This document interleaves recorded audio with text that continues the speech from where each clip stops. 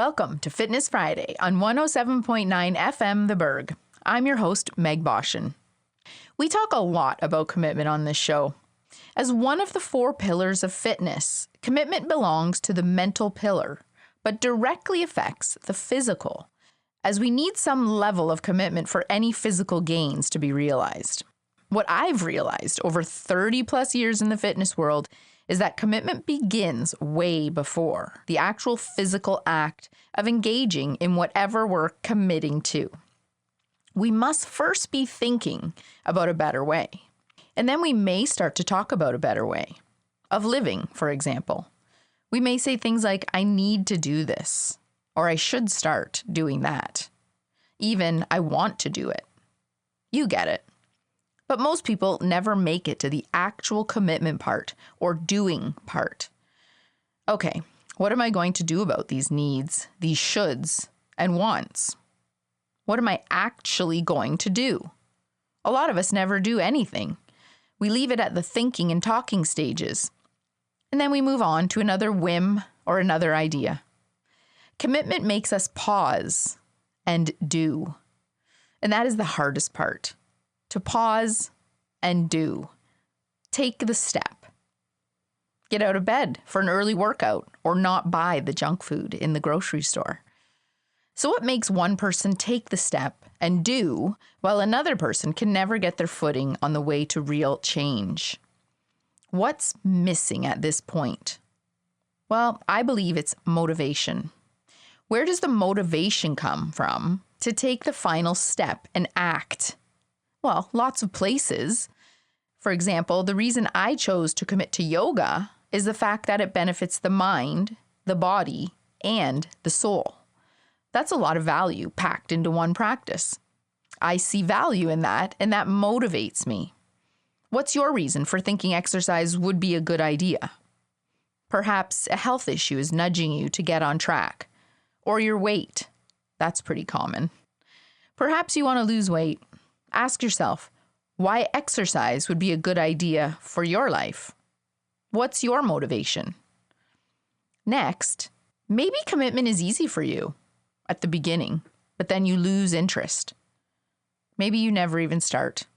It's probably a lot cheaper to never start, but that's not the point.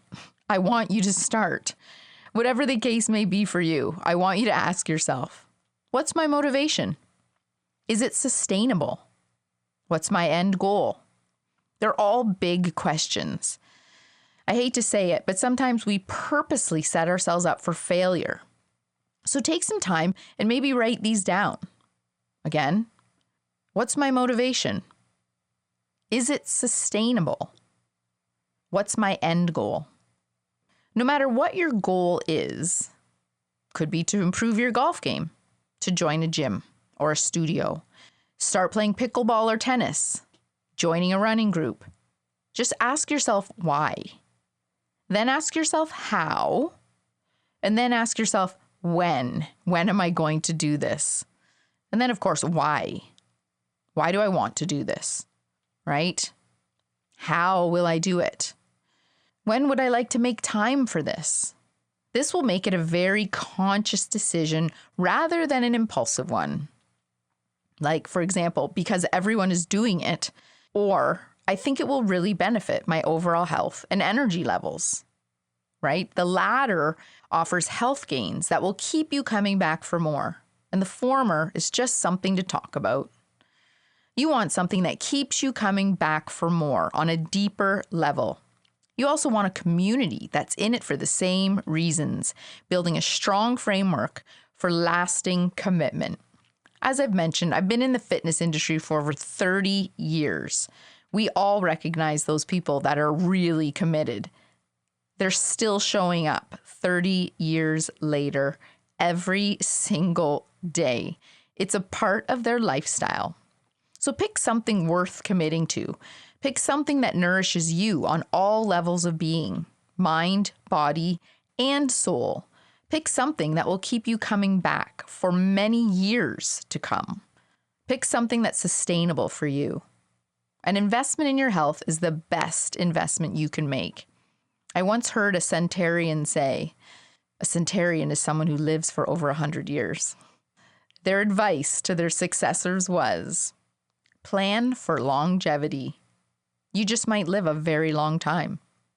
A lot longer than you think. It's better to live those years feeling good than in poor health. And he wasn't wrong. That made a lot of sense to me, and I've embraced that mentality. I may live a very long time. In other words, he was saying, take care of yourself now. Are you taking care of yourself? Is your current lifestyle sustainable? It's time to commit to yourself.